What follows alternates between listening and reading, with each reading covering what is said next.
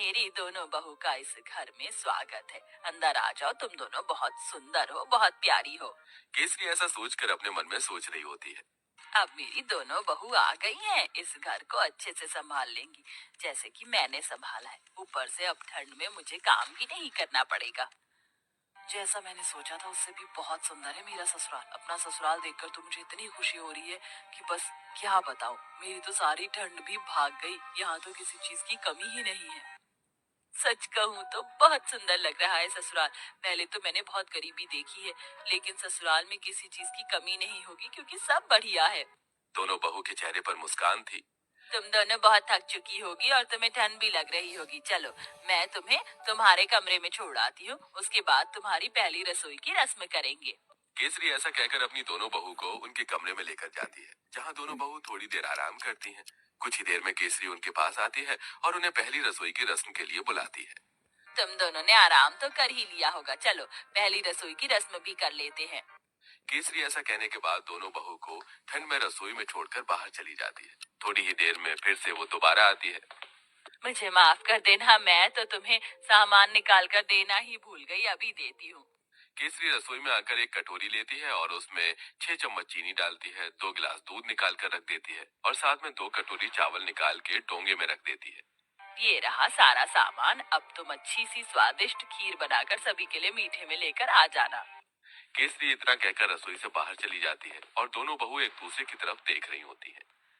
लगता है माँ जी हमें कुछ ज्यादा ही भली समझ रही हैं। मुझे तो लगता है कि उन्हें ये लग रहा होगा कि हमें खाना बनाना ही नहीं आता। चलो, कोई बात नहीं, हम अपने हिसाब से बना लेते हैं। ज्यादा बनाएंगे ताकि रात को खाने को मिल जाए। खाने के बाद कुछ मीठा अच्छा लगता है।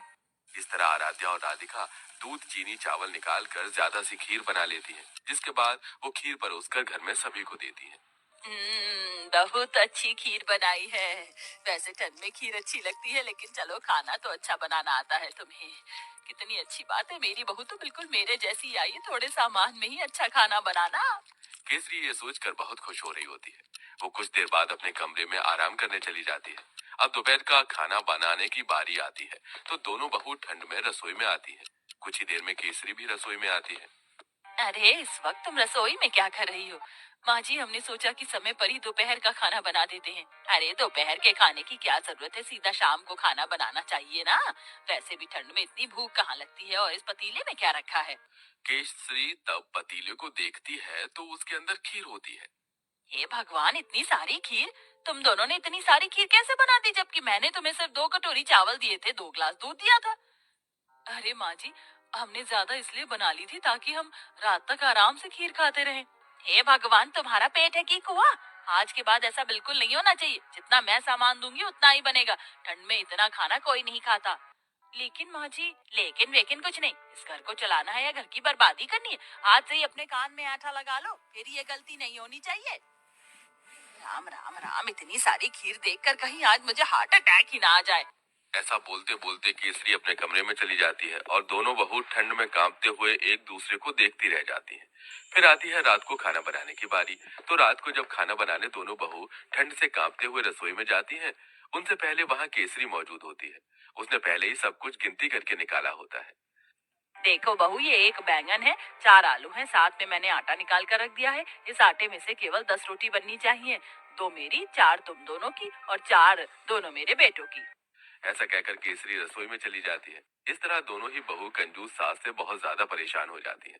रोटी बनाते बनाते आखिरी में 10 रोटी के बाद एक लोई रह जाती है। दोनों बहू वो भी बना देती हैं। तो इस बात पर भी केसरी उन्हें खूब सारी बातें सुना रही होती है।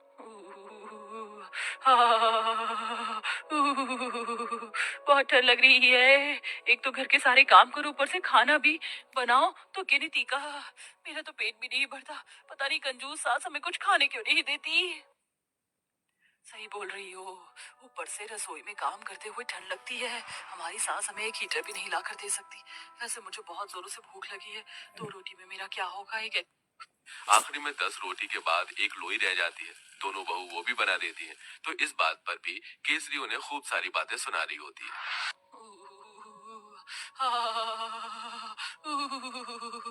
बहुत ठंड लग रही है। एक तो घर के सारे काम करो, ऊपर से खाना भी बनाओ, तो गिनती का मेरा तो पेट भी नहीं भरता। पता नहीं कंजूस सास हमें कुछ खाने क्यों नहीं देती।